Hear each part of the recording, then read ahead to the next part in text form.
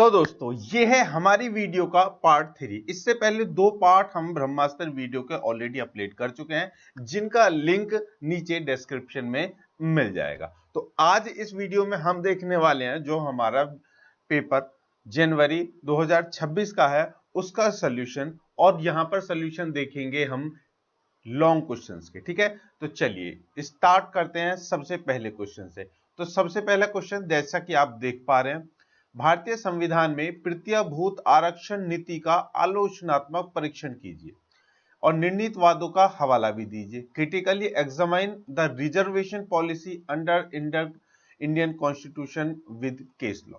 चलिए तो सबसे पहले बात कर लेते हैं रिजर्वेशन पॉलिसी है क्या। इंट्रोडक्शन। भारतीय संविधान में रिजर्वेशन पॉलिसी आरक्षण नीति का उद्देश्य है कि समाज के कमजोर और वंचित वर्गों को शिक्षा, रोजगार और राजनीतिक प्रतिनिधित्व में समान अवसर मिले। यह नीति सोशल जस्टिस, सामाजिक न्याय और इंक्लूसिव डेमोक्रेसी मतलब समावेशी लोकतंत्र की दिशा में एक कदम है। अब ध्यान रखिए, उन बातों पर मत जाइए जो लोग ऐसे ही फैला देते हैं। मेन पॉइंट क्या है, आरक्षण क्या है। आरक्षण है यहां पर जैसा साफ साफ दिख भी रहा है आपको कि कॉन्स्टिट्यूशन में क्या है, एक उद्देश्य है, एक आरक्षण नीति है, मतलब कि एक पॉलिसी है जिसका उद्देश्य क्या है। उसका उद्देश्य यह है कि समाज में जो सामाजिक असमानताएं हैं, आर्थिक असमानताएं हैं और डेमोक्रेटिकली जो असमानता है उनको बराबर करने का। ठीक है, इसके लिए है आरक्षण। हालांकि इसकी जो अलग अलग जाति वर्ग, अलग अलग धर्म के लोग और वो है ना, उन सभी ने मतलब कि गरीब और अमीर सभी ने अपनी अपनी आरक्षण की अपनी खुद की जो कहते हैं ना व्हाट्सएप यूनिवर्सिटी से पढ़ पढ़ करके परिभाषाएं बना रखी हैं, लेकिन ऐसा एक्चुअल में नहीं है। केवल और केवल 10% लोगों को ही पता है कि एक्चुअल में आरक्षण है क्या। ठीक है, मैं फिर से बता देता हूं अपने शब्दों में। भाई साहब, एक रेस होती है और एक रेस में एक तंदुरुस्त बिल्कुल फिट पूरा शरीर एकदम ठीक से उस लड़के को खड़ा कर दिया जाए, और दूसरा वो कि जिसके पैर जो है वो एक कटा हुआ है वो खड़ा कर दिया जाए। तो मैं आपसे पूछूंगा कि दोनों को अगर रेस लगवाया जाता है तो कौन जीतेगा। अब सीधी सीधी बात है, वही जीतेगा जो जिसके पैर ठीक होंगे, बिल्कुल स्वस्थ होगा। तो ऐसी ही प्रथा जो है वो हमेशा से चली आ रही थी। ठीक है, कि हमारे इस समाज का एक वक्त तो है बहुत अच्छा, बलशाली, पावरफुल, ठीक है, अमीर, सब कुछ ठीक है उसके पास। एक है जो सामाजिक तौर से असमानता है, मतलब कि दुबला कुचला और अशिक्षित है, और जितना भी हम उसको कहें कि भाई वो सारी चीजें उसके पास है। अब उनसे कह दिया जाए जाओ भाई एक रेस लगाओ और जो जीतने वाला है उसको मिलेगा आगे जीने का सुनहरा अवसर, मतलब कि आपको मिलेगी, क्या कहते हैं उसको, एक बेहतरीन दुनिया, या फिर ऐसा कह सकते हैं लग्जरी लाइफ जीने को मिलेगी। उन दोनों को दौड़ा दे जाए भाई, एक बार रेस करवा लो, 2 बार 3 बार 6 बार 50 बार, हमेशा वही जीतेगा जो पहले से ही ऑलरेडी पावरफुल होगा, सब कुछ होगा उसके पास, वो नहीं। तो अब संविधान यहां पर आया। संविधान ने क्या कहा भाई, जब संविधान का जो सबसे पहले उद्देश्य यही है कि समानता होनी चाहिए, हर चीज में समानता होनी चाहिए, तो वहां पर क्यों नहीं है। तो उन्होंने उसका रीजन ढूंढा, अच्छा ये ऐसा है, सदियों से उन लोगों के साथ में जाति की जा रही है, ठीक है, उनको अवसर नहीं मिले, इस तरह से वो होकर के आ गए। तो अब क्या किया जाए जिससे संविधान का जो उद्देश्य है वो पूरा हो। तो उन्होंने कहा कि ठीक है भाई, इनको ज्यादा कुछ नहीं दे सकते, एक बैसाखी दे दो ताकि ये दौड़ ना सके तो चल तो सकें, और जब चलना सीखेंगे, कोशिश करेंगे तो आगे देखेंगे, मतलब कम से कम अपनी जिंदगी तो जी लेंगे। इसीलिए ये जो बैसाखी मैंने शब्द यूज किया इसको बोल रहा हूं मैं, रिजर्वेशन। तो रिजर्वेशन उनको दे दिया। सीधा सीधा उद्देश्य क्या है, समाज में समानता लाना, और हर एक लेवल पर, आर्थिक लेवल पर, सामाजिक लेवल पर, ठीक है, और कुछ भी कह लो डेमोक्रेटिक लेवल पर हर एक पर समानता लाना, और यही संविधान का उद्देश्य है। जब ये रिजर्वेशन बना था तो रिजर्वेशन के ऊपर बहुत भयंकर वाला जो बहस चल रही थी, और एक पक्ष में थे the great doctor B.R. Ambedkar साहब, और दूसरे पक्ष में थे गांधीवादी सारे। तो उन्होंने कहा भाई, हमें तो बाबा साहब ने कहा कि मुझे अपने समाज के लिए आरक्षण चाहिए। और यहां पर एक मैं बात बता दूं, उनके समाज से रिलेटेड वो पूरा समाज था, ठीक है, जिनके साथ में शोषण होता था, जो दलित थे, शोषण होता था, गरीब थे, उनको अवसर नहीं मिला, समाज में समानता नहीं मिली, वो सभी थे। ठीक है, उनमें SC, ST और OBC भी आते हैं। अभी हमारे देश का एक कुचक्कर चल रहा है, ठीक है, जिसमें से बहुत सारे जो OBC है ना, मैं भी, ठीक है, तो हम जो अशिक्षित हैं, जो बहकावे में आ रहे हैं, उन्होंने अपने आप को ये समझ लिया नहीं भाई हम तो आरक्षण के, हम तो आरक्षण मिल ही नहीं रहा है और हमें तो आरक्षण की, हालांकि एग्जैक्टली जो कहा जा सकता है वो नहीं, लेकिन वो ये सोचते हैं कि हमें नहीं है। ठीक है, और डॉक्टर BR अम्बेडकर ने हमारे लिए क्या किया है, तो वो थोड़े से अपने आप को जनरल कैटेगरी में समझने लग गए हैं। ठीक है, और वो सबसे बड़ा, ठीक है, उनका धोखा खुद ही के साथ हो रहा है। एग्जैक्टली क्या है, देखिए SC, ST और OBC, ठीक है, और जनरल, तो जनरल वाले तो इसका विरोध करते ही हैं, लेकिन नहीं होना चाहिए। क्यों नहीं होना चाहिए उसका भी नीचे मैं आपके आगे बताऊंगा। बात चल रही थी यहाँ पर OBC वर्ग की, तो भैया OBC जो है, OBC जो जाति वो लगाते हैं अपने आगे, OBC कास्ट जो होती है, तो वो OBC है। OBC की फुल फॉर्म क्या है? OBC की फुल फॉर्म बताइए, अदर बैकवर्ड क्लास। ST है और SC है, लेकिन OBC क्या है? Other backward class. तो भाई वो भी पिछड़े हुए ही हैं, वो भी बैकवर्ड ही हैं, उन्हीं को भी आरक्षण मिल रहा है। वो अपने आप को किससे कंपैरिजन कर लेते हैं, भाई हम तो जनरल हैं। ठीक है, और इसी वजह से जो OBC वाले ना, वो भी SC और ST के ऊपर जो है वो अत्याचार करते हैं, वो अपने आप को भूल जाते हैं। तो ये भी एक भ्रम है। और ये भी मैं आपको बता दूं कि सबसे ज्यादा जो आरक्षण है ना, उसका लाभ OBC वर्ग को मिल रहा है। वो अभी बताए चलेंगे आगे। चलिए, ये कुछ बेसिक चीजें थी जो समाज में भ्रम फैले हुए हैं, और इन भ्रम को अपने अंदर से निकाल दो। अभी जो मैं बता रहा हूं, ठीक है, इन चीजों को निकाल दो। बस अभी यहाँ पे ध्यान रखो ये कि जो मैंने थ्योरी बताई थी कि भाई बैसाखी की तरह इसको यूज करने के लिए संविधान में बनाया गया। अब सबके अलग अलग मुद्दे, इस पर सब बोलेंगे नहीं ये तो उनको मिल रहा है इसका लाभ जो इनकी जरूरत नहीं है, वो सारी बातें ठीक है, लेकिन अभी यहाँ पर हम जो देख रहे हैं उसके अकॉर्डिंग ही आपको पढ़ना है, समझना है, और एग्जाम में भी वही लिख करके आना है। ठीक है, ऐसा मत लेके आना नहीं संविधान जैसे क्वेश्चन आ गया ये मान लीजिए, अब वहां पर आप क्या लिख रहे हो, रिजर्वेशन तो होना ही नहीं चाहिए, तो बेकार है, ये तो उनको मिल रहा है, इसका तो ये हो रहा है, ये हो रहा है, ये हो रहा है। वो नहीं लिख के आना है भाई, क्योंकि अंधभक्त आज के समय में कुछ भी कर सकते हैं। प्लीज रिक्वेस्ट है, आप अंधभक्त मत बनो, जो हम बता रहे हैं वो ही लिख करके आना है। आगे है कॉन्स्टिट्यूशनल बेसिक, संवैधानिक आधार क्या है इसका, किसका, रिजर्वेशन का। आर्टिकल 14 कहता है इक्वलिटी बिफोर लॉ, सबसे पहले समानता। आर्टिकल 15 की धारा 4 और 15 की धारा 5, यानी कि आर्टिकल 15 की 4 और 5 धारा, राज्य बैकवर्ड क्लासेस के लिए शिक्षा संस्थानों में विशेष प्रावधान कर सकता है। जितने भी जो शिक्षण संस्थान है, ठीक है, मैंने ऊपर भी बताया था, पिछली वीडियो में बताया था, जो राज्य सरकार क्या कर सकती है, सरकार के ऊपर होती है ये सारी जिम्मेदारी, पूरे देश पर नहीं। जिस भी राज्य में, जैसे कि मध्य प्रदेश में इस समय सबसे ज्यादा जो है वो जाति विवाद चल रहा है, उत्तर प्रदेश में भी अच्छा खासा चल रहा है, तो उत्तर प्रदेश के मुख्यमंत्री श्री योगी आदित्यनाथ का जो है उनका ये देखना है कि भाई ये सरकार, ये जो कॉन्स्टिट्यूशन है वो ये कह रहा है कि राज्य चाहे तो CCS यूनिवर्सिटी है, CCS यूनिवर्सिटी में मान लीजिए लॉ के लिए एक साल में 100 सीटें हैं, तो उनमें से 15 सीटें उन गरीब, मजदूर, दलित, आर्थिक रूप से पिछड़े हुए लोगों के लिए वो रिजर्व कर सकते हैं कि भाई यहां पर वो 15 सीटें उनके लिए हैं और वो बिना फीस के यहां पर पढ़ सकते हैं।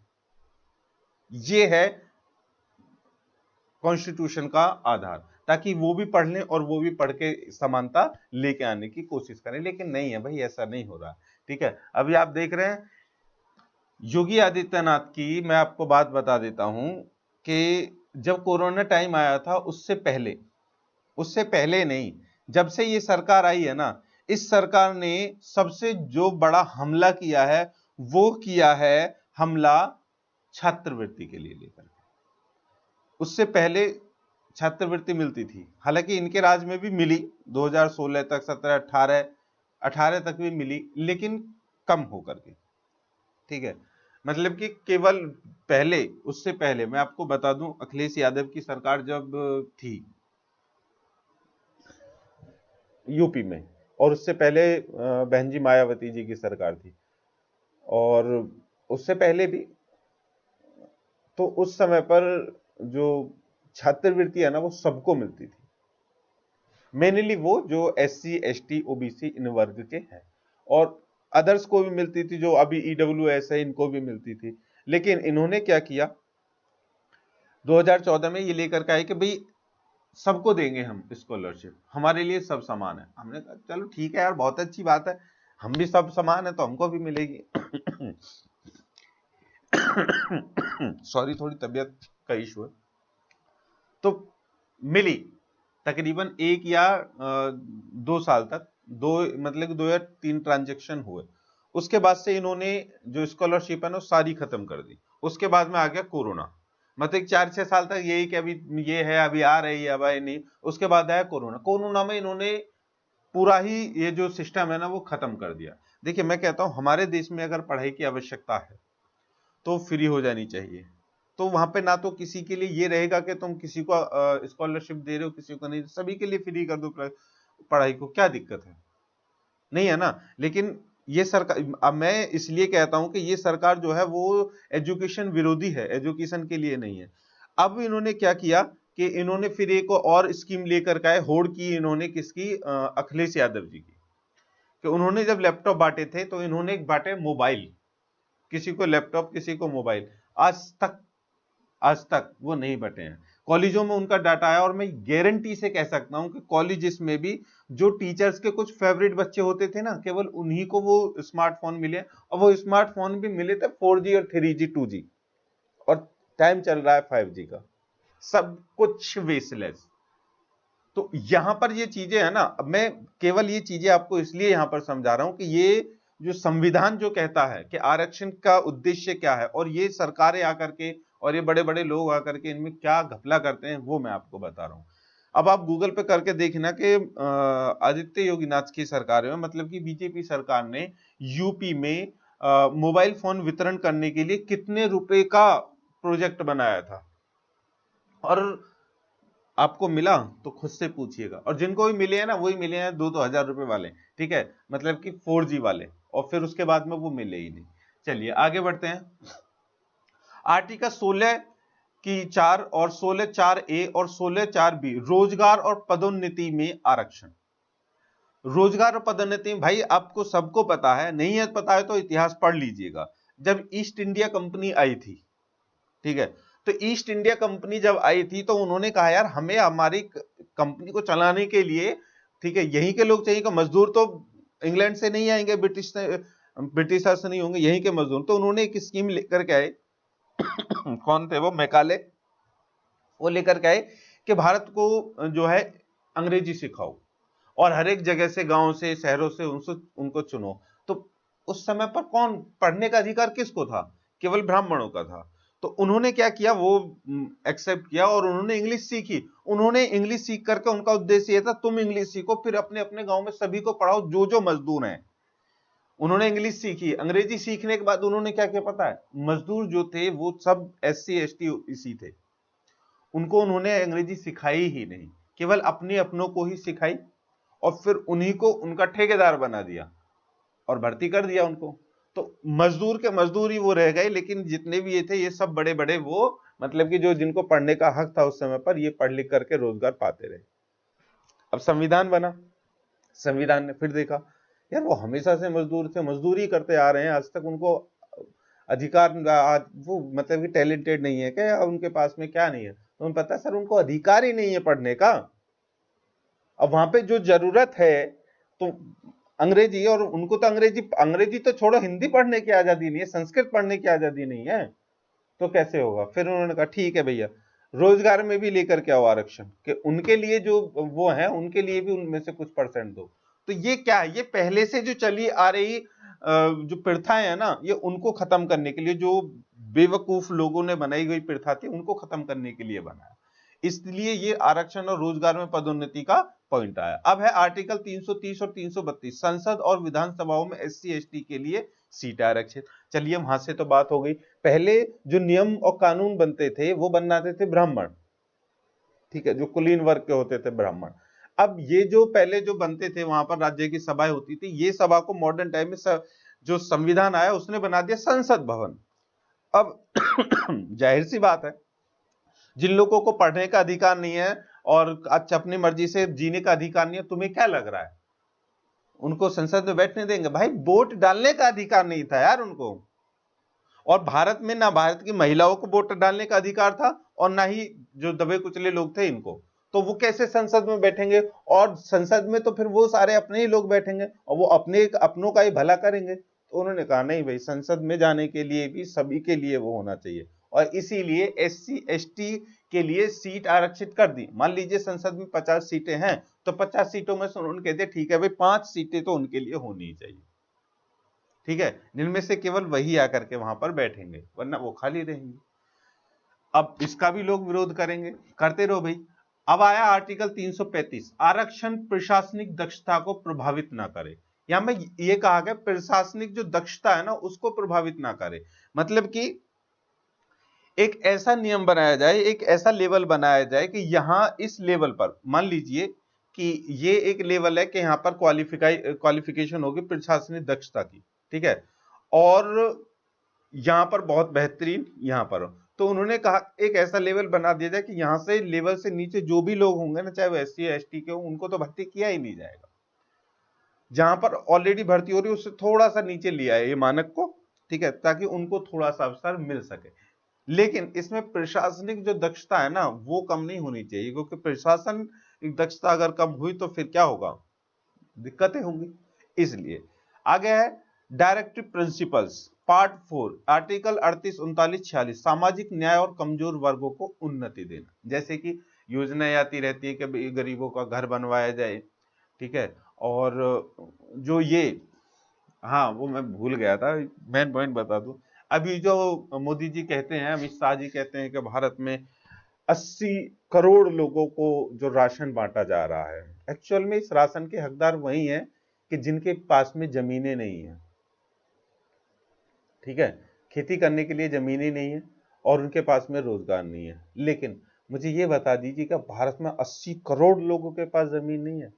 नहीं, इसका फायदा सब उठा रहे हैं, सब मजे से उठा रहे हैं, और उनको ये लुभाने के लिए, मतलब कि जैसे होता है ना पिंजरा, मतलब कि कबूतर को पकड़ने के लिए दाना डाला जाता है, ये 5 किलो का राशन का दाना दिया जा रहा है भारत की बेवकूफ जनता को, और वो मजे से ले रहे हैं, वो कह रहे हैं वाह मोदी जी वाह, और वोट डाल के आ रहे हैं, सरकारें चल रही है। ये नहीं पूछ रहे कि उस 5 उसके पीछे क्या हो रहा है, एग्जैक्टली क्या हो रहा है। अब देखिए सुनिए, ये जो ये जो मिलता है राशन भाई, वो हमारी जेब के पैसों से ही मिलता है, ठीक है, कोई भी सरकार हो वो अपने घर से नहीं लेकर के आती, वो हमारी ही जेब से टैक्स जाता है और वो हमको ही वापस मिल जाता है, उस पर हमें उनको क्रेडिट देना है, दे दीजिए। लेकिन ये तो सोचिए कि वो 5 किलो का राशन अगर हमें मिल रहा है, मतलब कि 100 रुपए का राशन अगर हमें महीने में मिल रहा है, तो उससे वो हमसे टैक्स कितना ले रहे हैं। एक अकेली जो वो है गैस, वो है सिलेंडर, उससे उन्होंने वसूल कर लिया है।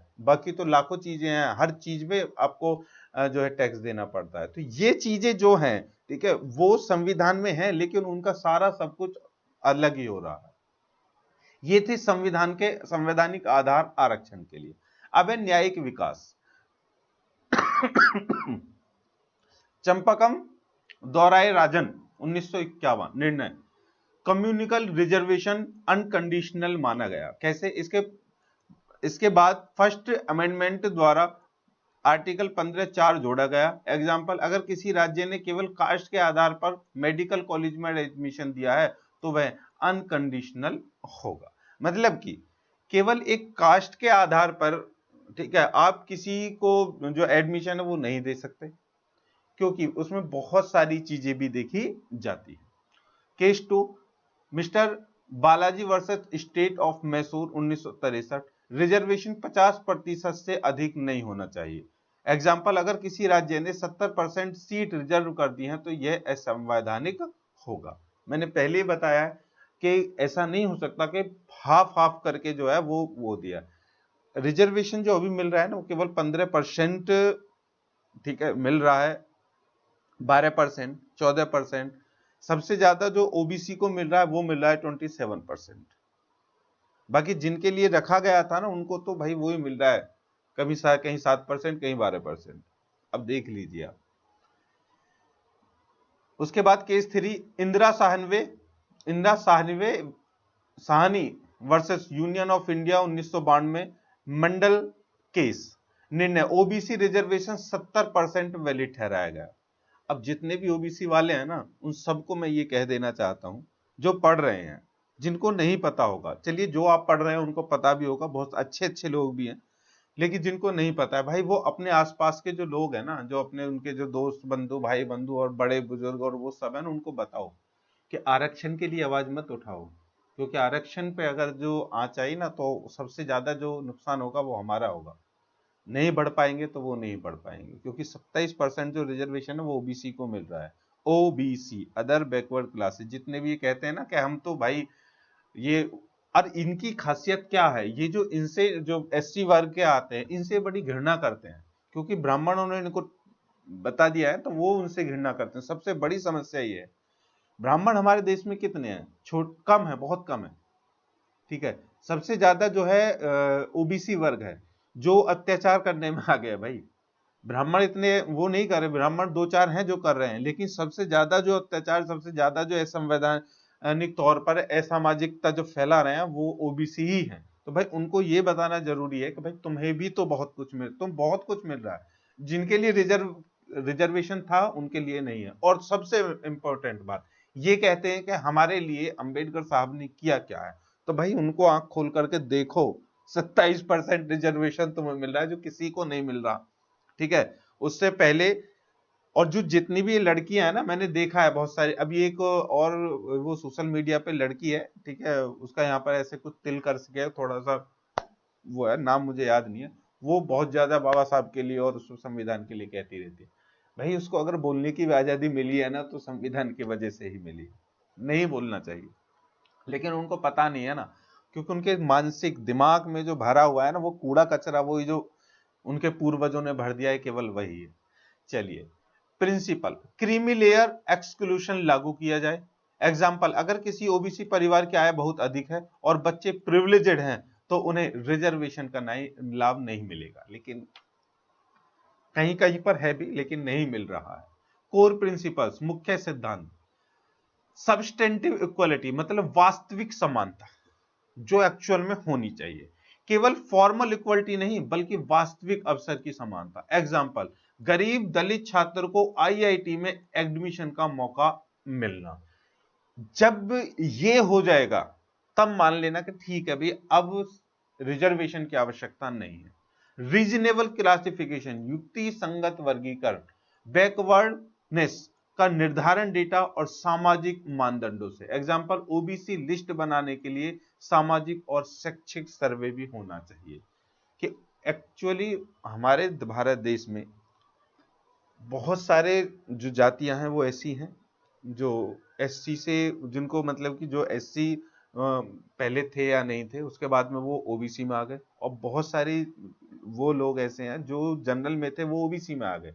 जनरल से जो ओबीसी में आए वो आए फायदा लेने के लिए, ठीक है, और नीचे एससी से जो उसमें कन्वर्ट कर दिए गए, वो कन्वर्ट किए गए हैं राजनीतिक प्रोस्पेक्टस बनाने के लिए, क्योंकि उन्हें पता था को, अभी भी बीजेपी को पता है हमारा सबसे बड़ा वोट बैंक अगर कोई है तो वो ओबीसी ही है।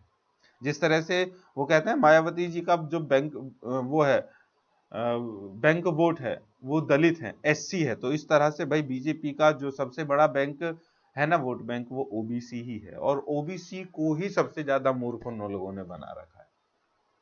तो इसलिए, क्योंकि उन्हें पता था हमारा क्योर बढ़ेगा। आगे है 50% सीलिंग, रिजर्वेशन सामान्यतः 50% से अधिक नहीं होगा। क्रीमी लेयर एक्सक्लूशन, संपन्न वर्गों को बाहर करना, मतलब कि उच्च आय वाले ओबीसी परिवारों को कोटा से इससे बाहर कर देना चाहिए। और एडमिनिस्ट्रेटिव एफिशिएंसी, आर्टिकल 335 के अनुसार दक्षता प्रभावित ना हो। एग्जांपल, प्रमोशंस में रिजर्वेशन तभी जब रिप्रेजेंटेशन कम हो। कहने का मतलब है कि प्रमोशन जो दिया जाए ना, वो तब दिया जाए उसकी मेहनत को देख करके, ठीक है। चलिए आगे बढ़ते हैं। क्रिटिकली आलोचनात्मक परीक्षण, हालांकि इसको एक्सप्लेन करने में ही मैंने इसका आलोचना की दी है, लेकिन फिर भी देख लेते हैं। पॉजिटिव एस्पेक्ट, सकारात्मक पक्ष क्या है? ऐतिहासिक अन्याय का सुधार, बिल्कुल सही। सामान्य अवसर का विस्तार, सही। लोकतंत्र में समावेशन, सही। और सोशल मोबिलिटी बढ़ी, ये सही है। आरक्षण से ये लाभ हुए हैं और हो भी रहे हैं, पूर्ण रूप से नहीं हुए हैं ये हम कह सकते हैं। और ये मैं दावे से कह सकता हूं, हमारे भारत में जो अंधविश्वास और ये जात पात की जो जड़ें हैं ना, वो इतनी अंदर तक घुस चुकी हैं कि कोई अच्छी सी सरकार आए और इस पर 10, 15, 20 साल लग करके काम करे तब कुछ हो सकता है। सॉरी, नहीं तो ये होना नामुमकिन है। नेगेटिव एस्पेक्ट्स क्या है? मेरिट बनाम इक्वलिटी का तनाव। भाई मेरिट बनाम इक्वलिटी, ये लोगों के लिए एक सवाल है। और जो नए नए लोग हैं जिनको ये सबसे, अब यहां ध्यान रखना, इन चीजों का फायदा, इन चीजों को जो बहला फुसलाकर जो बताया जाता है ना, वो सब राजनीति पक्ष बताएंगे।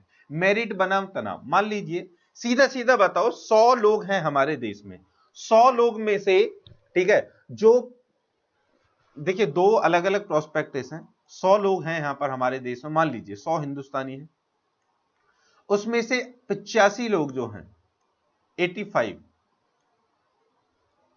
बनाम 15%, ये 15% जो आते हैं वो आते हैं एससी। अब डाटा ऊपर मान लीजिए 15 से इसको 20 मान लीजिए, या फिर 10 मान लीजिए, या फिर इसको ऊपर नीचे मान लीजिए, मैं बता रहा हूं, ठीक है। एससी, और ये हैं सारे के सारे जो इनमें जनरल और ओबीसी आ जाते हैं, इसमें एससी और एसटी। यहां पर 100 लोग हैं, 100 का बंटवारा हमने इस तरह से किया। अब यहां पर भी 100 नौकरियां हैं, ध्यान रखना, 100 नौकरियां हैं यहां पर। 100 नौकरी में से जो 85 नौकरियां हैं वो इन लोगों को दी जा रही हैं, और 15 नौकरियां जो हैं इन दोनों को रिजर्व कर दी गई हैं। अब यहां पर इसका उल्टा कर देते हैं कि जो जनरल और ये हैं, ये केवल और केवल 15% है, और यहां पर एससी एसटी के ये जो हैं ये तकरीबन 37% है, और इनमें से ओबीसी भी काफी है। तो मतलब कि केवल 15% के लिए यहां पर सीट मिलती है 85, ठीक है, केवल 15% लोगों के लिए सीट मिलती है 85। उनमें से जो केवल 15 सीट हैं वो मिल रही हैं बाकी के तकरीबन 60% लोगों के लिए, केवल परसेंट लोगों के लिए। तो इनको यहां पर भी प्रॉब्लम है कि भाई वो 15 ही उनको क्यों दी जा रही हैं? भाई इसीलिए वो दी जा रही है ताकि वो भी बराबरी पर आ सके, और एक ऐसा समय आए जहां पर 100 ही सीटें हो और सभी लोगों में ये कह दिया जाए जो जिसका जितना ज्ञान होगा वो उस लेवल पर जाकर के उन सीटों को ले सकेगा। हालांकि अभी सुप्रीम कोर्ट का एक नया ऑर्डर आया है, उसमें यह कह दिया गया है कि यहां पर जितने भी एससी हैं, अगर उनकी ताकत है तो वो जाकर के ओबीसी वाला जो कोटा है उससे सीट ले सकते हैं। मान लीजिए ओबीसी की मेरिट जो है वो 90 पर लगी है, तो तुम भी 90 मार्क्स से ले आओ तो तुम्हारा वहां पर सिलेक्शन हो जाएगा। और 90 नहीं हुआ और मेरिट लगी है एससी की उस पर 88 पर, तो तुम्हें 88 मिलेगा, ठीक है। तो ये एक बहुत बड़ी सुप्रीम कोर्ट की क्या है, अच्छी गाइडलाइन है। चलिए आगे बढ़ते हैं। समकालीन मुद्दे, EWS reservation, economic weaker section. अब यहां पर मेन पॉइंट है ध्यान देने के लिए सभी के लिए, आर्थिक आधार पर आरक्षण का नया आयाम। एग्जाम्पल, जनरल कैटेगरी के गरीब छात्रों को 10% कोटा। अब मुझे एक बात बता दीजिए कि 15% का कोटा तो केवल इतनी बड़ी जनसंख्या को मिल रहा है, फिर इन लोगों ने क्या किया? नहीं जी नहीं, वो जो अभी मैंने बताया था ना, जिसको हम भी मानते हैं कि इस जो रिजर्वेशन है उसका पूरा फायदा वो लोग नहीं ले पाते हैं जिनको मिलना चाहिए। तो जनरल वालों ने कहा हमें क्या मिलेगा, हमारे गरीब बच्चों को क्या मिलेगा? तो सरकार है, उन्होंने कह दिया ठीक है 10% कोटा इनको भी दे दो। तो अब इसमें क्या दिक्कत हुई? कोई दिक्कत नहीं है, एससी एसटी वालों को कोई दिक्कत नहीं है कि ठीक है भैया मिल रही है मिलने दो। लेकिन उनका यह कहना कि हमें आरक्षण नहीं मिल रहा है, ये धूर्तपना है। ये जो जितने भी ईडब्ल्यूएस का मतलब है, ये सब जो भी मिल रहा है वो केवल और केवल भैया जनरल वालों को मिल रहा है। अगर एससी पूरी जनसंख्या को आप 15 सीटें दे रहे हो 100 में से, तुम्हारे पास तो ऑलरेडी 85 थी, अब 85 और 100 में से दोनों में से मिला करके 10% सीटें और तुम्हें दे दी।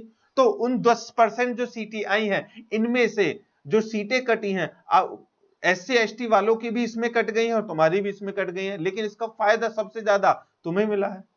तो सभी को आरक्षण मिल रहा है ना, मिल रहा है सभी को आरक्षण, तो फिर काहे दिक्कत होती है? ये किसी को दिक्कत नहीं है।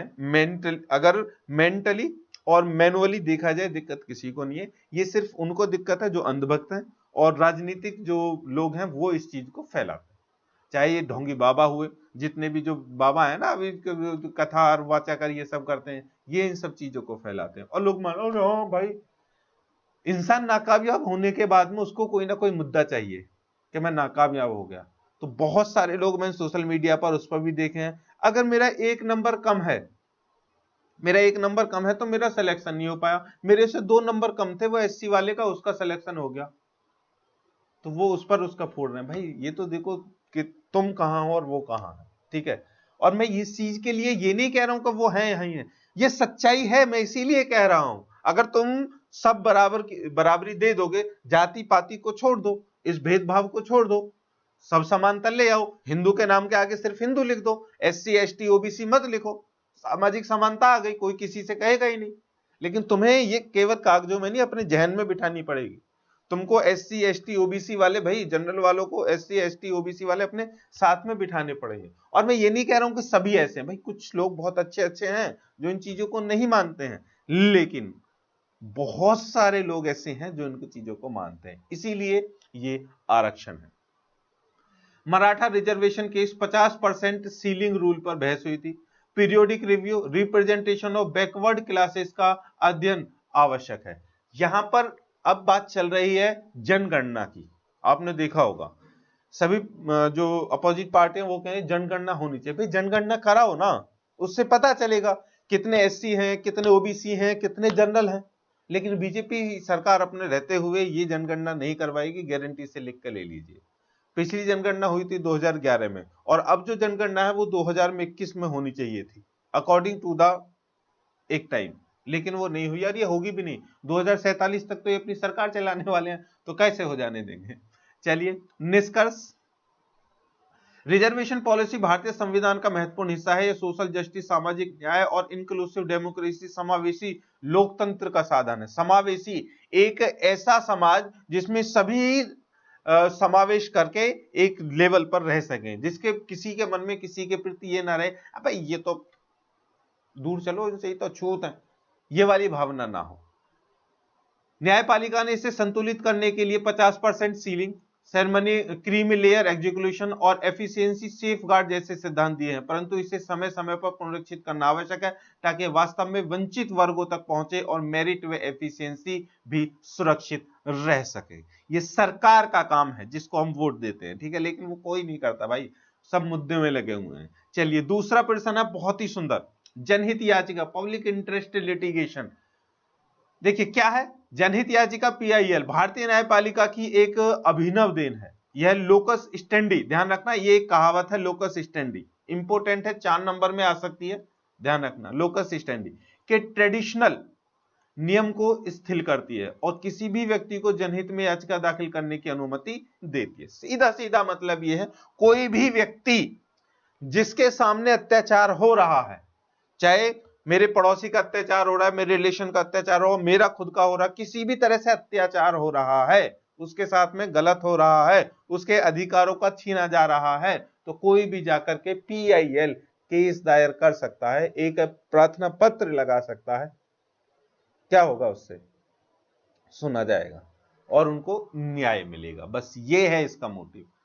संवैधानिक आधार, आर्टिकल 32 फंडामेंटल राइट्स के उल्लंघन पर सुप्रीम कोर्ट में याचिका दायर करने का। कोई गरीब से गरीब ही है ना, बिल्कुल लोगों को जानकारी नहीं है यार। तो अभी तुम वकील बनने वाले हो, आने बनने के बाद में भाई अभी से जागरूक करना शुरू करो, उनको बताओ पीआईएल, एक पेज लो उस पर पीआईएल लिखो।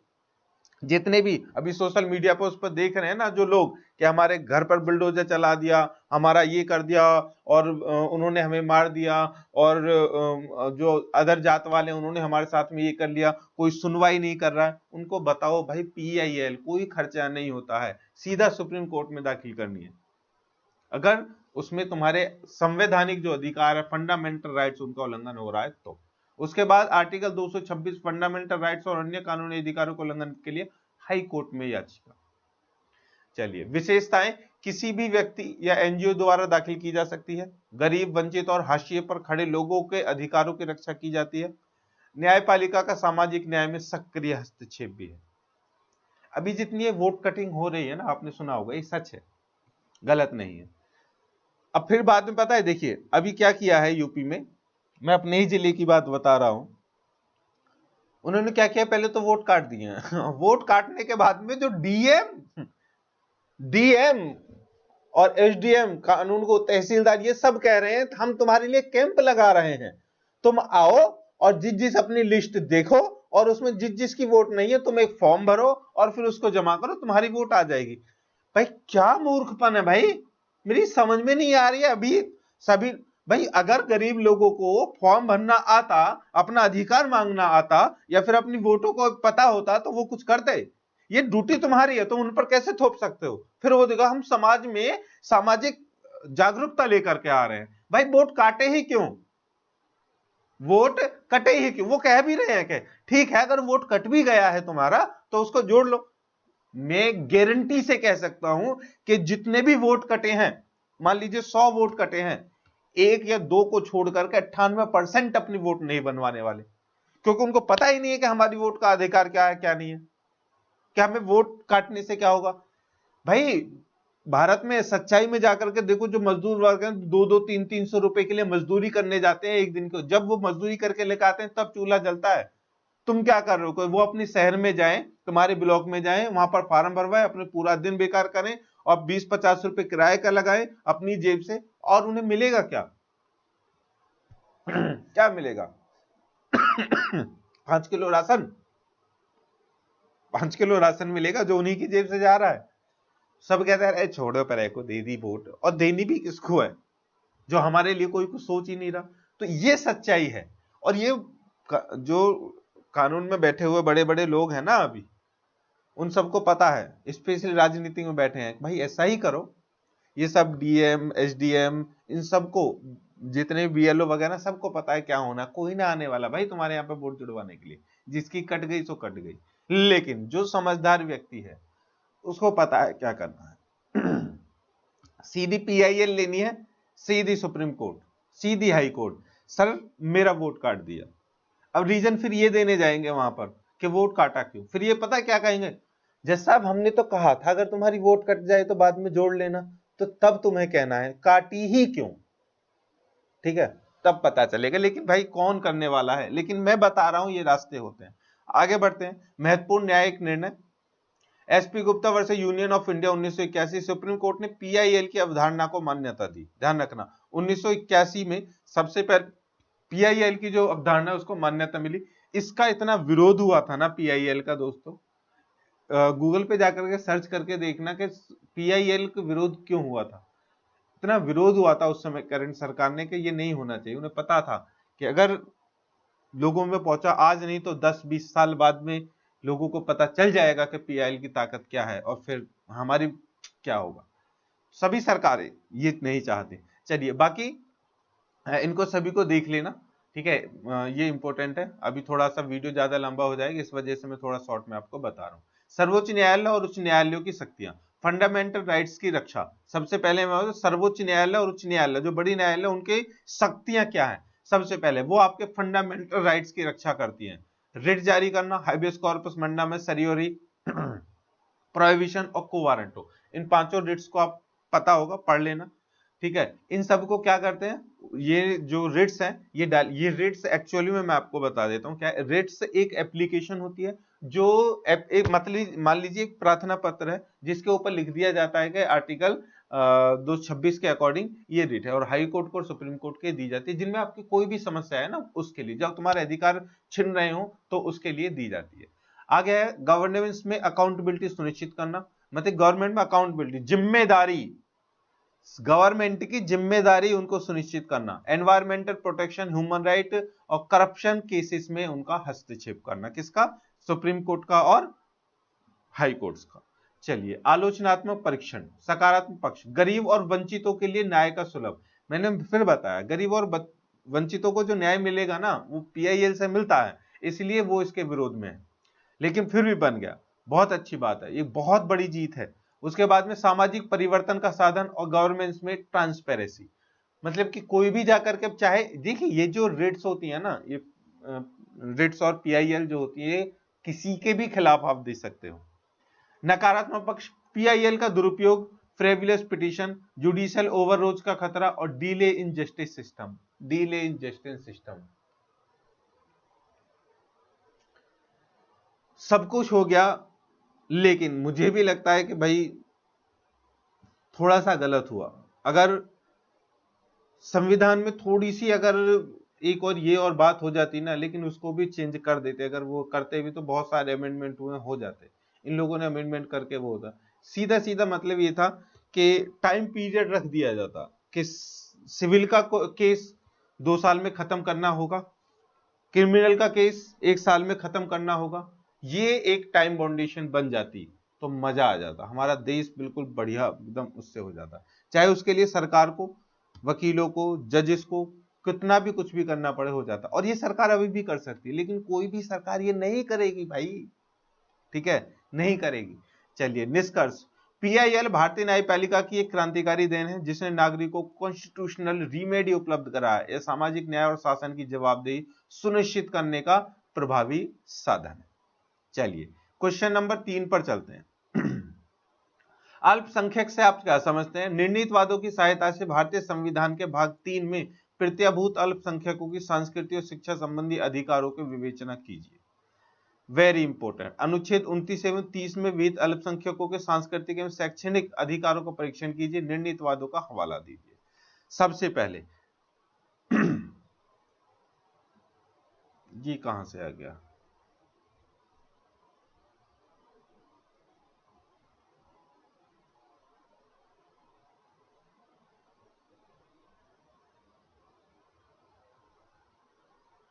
हाँ, आर्टिकल 25 के अकॉर्डिंग ये जो क्वेश्चन है ना, दोनों ये क्वेश्चन यहाँ पर मतलब कि थ्योरेटिकल लिखा है, यहाँ पर जो अनुच्छेद 29-30 दे दिए गए हैं, तो क्वेश्चन ऐसा भी आ सकता है, इसलिए ये है, ठीक है। तो सबसे पहले स्वतंत्रता की बात करते हैं।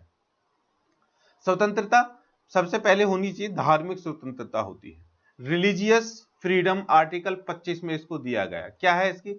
अनुच्छेद 25, प्रत्येक व्यक्ति को अंतकरण की स्वतंत्रता, फ्रीडम और कंसाइंस तथा धर्म को स्वतंत्र रूप से मानने, प्रोफेस पालन करने, प्रैक्टिस और प्रचार करने, प्रोपेगेट करने का अधिकार देता है। ये मैंने आपको ऊपर भी बताया था। क्या है ये? आर्टिकल 25।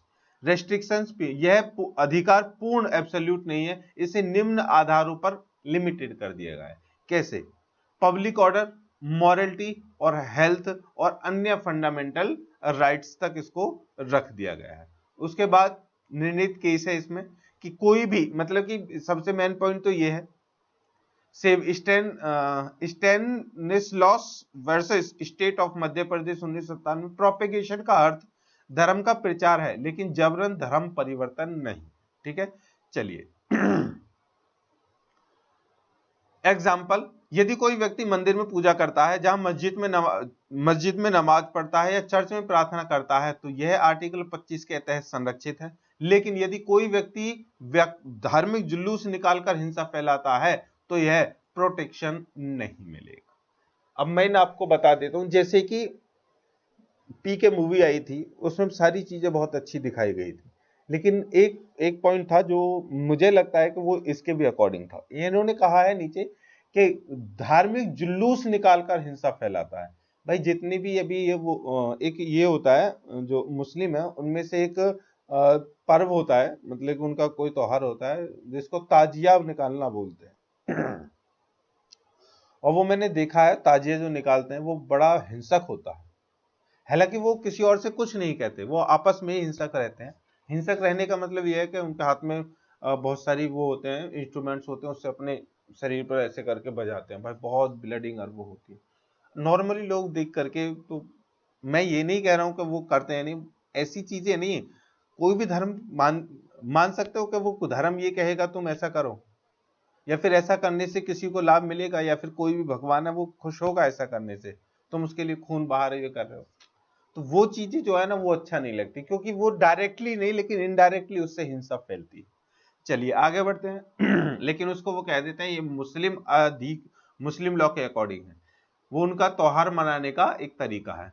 आगे है अनुच्छेद 21 की विस्तृत व्याख्या। अनुच्छेद 21 आर्टिकल 21 कहता है किसी व्यक्ति को उसके जीवन या व्यक्तिगत स्वतंत्रता से विधि द्वारा स्थापित प्रक्रिया के अतिरिक्त वंचित नहीं किया जा सकता। विधि के अकॉर्डिंग टू द कानून कुछ भी किया जा सकता, किसी भी व्यक्ति को मारा जा सकता है अगर वो गलत करता है, लेकिन उसके अलावा किसी व्यक्ति की जीवन और उसकी व्यक्तिगत स्वतंत्रता को नहीं छीना जा सकता। ये कहता है आपका अनुच्छेद 21। अगर आप किसी रास्ते से जा रहे हैं और कोई रास्ता सामाजिक है और वो तुमसे कहता है रुक जाए यहीं, आगे नहीं जा सकता, संविधान का आर्टिकल 21 ये कहता है कि मैं इस रास्ते से गुजरूंगा, तुम्हारा नहीं है ना, पब्लिक के लिए तो गुजरूंगा। चलिए आगे विस्तारित आयाम। न्यायालय ने इसे केवल जीवन और स्वतंत्रता तक सीमित नहीं रखा बल्कि इसमें कई अधिकार और शामिल कर दिए हैं, मतलब कि इसको और बढ़ा दिया है। कैसे? न्याय संगत प्रक्रिया मतलब कोई भी हो, चाहे सरकार हो या फिर आम आदमी, सभी को इक्वली न्याय मिलेगा। उसके बाद राइट टू लिवलीहुड, जीविका का अधिकार। जीविका का मतलब अपना जो वर्क है ना, जो मेरा मनपसंद का वर्क है। मान लीजिए अभी मैं यहाँ पे टीचिंग कर रहा हूं, ठीक है, बहुत अच्छी बात है, लेकिन अगर मैं उससे 100 साल पहले था तो मैं टीचिंग नहीं कर पाता, क्योंकि मैं तो पढ़ ही नहीं पाता ना। उसके बाद में राइट टू एजुकेशन, शिक्षा का अधिकार, ये भी शिक्षा का अधिकार पहले नहीं था, वो अब मिला। स्वास्थ्य का अधिकार, ये तो खैर पहले मिला था ना अब मिला है, ठीक है। वो एक अरविंद केजरीवाल है, उन्होंने कहा भी था चलो हम शिक्षा दे देंगे और उस अधिकार को पूरा करेंगे, उन्होंने कोशिश की करने की। आज देख लो दिल्ली की नरक से बदतर हालत हुई पड़ी है, ठीक है। स्वास्थ्य के साथ साथ उनका तो सब कुछ छिन गया। एक कहावत ये आती है कि लंका लग जाना, तो भाई उनकी तो लंका लग गई दिल्ली वालों की। आगे स्वच्छ पर्यावरण का अधिकार, और ये भी पर्यावरण का अधिकार। अब देख लीजिए, अब आप कहेंगे कि सर सरकार के ऊपर सर बहुत बोलते हैं। देखिए पहली बात तो ये है दोस्तों, मैं आपको एक बहुत अच्छी सी बात बता दूं, अगर करंट की सरकार कोई भी होती और माहौल ऐसा रहता तो हम हर सरकार के लिए बोलते, ठीक है। पर्यावरण सुरक्षित, मोदी जी एक पेड़ लगाते हैं और उसके बड़े करोड़ों पे जो पेड़ों को कटवा देते हैं, ठीक है। दिल्ली का पहाड़, अभी तक जो दिल्ली का पहाड़ है जिससे पूरा एनसीआर, हम भी सब उससे दूषित हुए पड़े हैं, उसको कोई नहीं हटवाता, और ऊपर से अरावली के इतने बड़े बड़े पहाड़ों को हटवा दिया जाता है। तो भाई कुछ भी हो सकता है। राइट टू प्राइवेसी, गोपनीयता का अधिकार, ठीक है। आप अपनी लाइफ में क्या कर रहे हैं उससे किसी को हानि नहीं हो रही है, तो आपका अपना वो अधिकार है, वो कोई नहीं छीन सकता। आगे पर्यावरण सुरक्षा, एनवायरमेंट प्रोटेक्शन। एमसी मेहता वैसे union of India oil gas leak 1986, environment protection article 21 का ही ये हिस्सा है, क्योंकि जो पर्यावरण है वो सुरक्षा तो तभी होगी ना। उसके बाद गंगा पॉल्यूशन केस, स्वच्छ नदी का अधिकार, जीवन का अधिकार। ये देख लो, गंगा पॉल्यूशन अधिकार, भाई जब 2013-14 में जब सरकार आई थी तो हम गंगा नमामि गंगे, गंगा को स्वच्छ कर देंगे, ये कर देंगे, कितने कैंपेन उन्होंने लगाए, कितना पैसा इन्होंने हमारा खर्च कर दिया। हमारा का मतलब हम ही लोगों का है। अगर मोदी जी अपने प्लेन में बैठ करके कहीं उड़ रहे हैं ना, तो वो पैसा भी हमारी जेब से जा रहा है, इस बात को कभी भूलना मत, ठीक है। अगर एक पुलिस ऑफिसर आपको अरेस्ट करके लेकर के जा रहा है, तो उसकी गाड़ी में जो जिससे बैठा करके आपको ले जा रहा है ना, उस गाड़ी में जो ईंधन है ना, वो भी तुम्हारे पैसे का है, हर एक चीज तुम्हारे पैसे की है। सरकारी चीज है, लेकिन वो तुम्हारे पैसे की है इनडायरेक्टली। तो आज तक नहीं, गंगा का जो पानी है वो साफ नहीं हुआ। उसके बाद में ताज ट्रेपीजियम केस, हेरिटेज प्रोटेक्शन भी एनवायरमेंट का ही हिस्सा है, ताज की सुरक्षा। चलिए, वरना भी ये बता नहीं रहे थे ताज में, ताजमहल के नीचे भी शिव जी का वो है, ठीक है भैया, होगा, निकाल लो उसको ठीक है, संविधान है अभी आगे। उदाहरण एग्जांपल, यदि किसी फैक्ट्री से जहरीली गैस लीक होती है और लोगों की हेल्थ प्रभावित होती है तो आर्टिकल 21 का उल्लंघन है, क्योंकि लाइफ का अर्थ केवल फिजिकल सर्वाइवल नहीं बल्कि हेल्थ एनवायरमेंट भी है। चलिए, आरक्षण नीति वो हमने आपको ऊपर बता ही दिया है।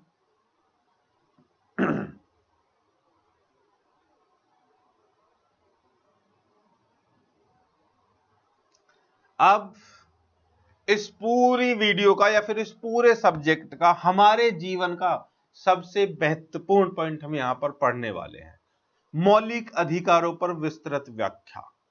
दोस्तों, अगर आप भारत में ही हैं, भारत के नागरिक हैं, तो आपको यह पता होना चाहिए। अगर ये नहीं पता है तो आपने कभी कुछ पढ़ा ही नहीं है इस लेवल पर आकर के। सबसे पहले इसको इधर से नहीं, इधर से स्टार्ट करूंगा मैं। आर्टिकल 14 से 18, राइट टू इक्वलिटी, समानता का अधिकार।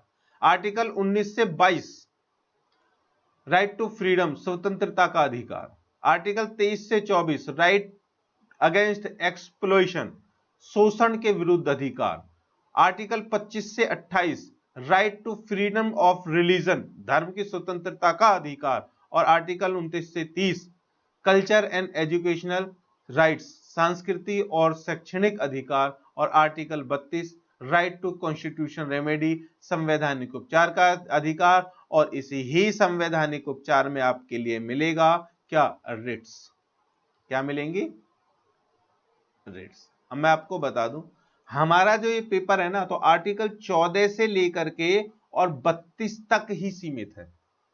90% पेपर 14 से लेकर के 32 तक ही सीमित है। अब बस ये आर्टिकल आपको मेनली ध्यान रखने हैं।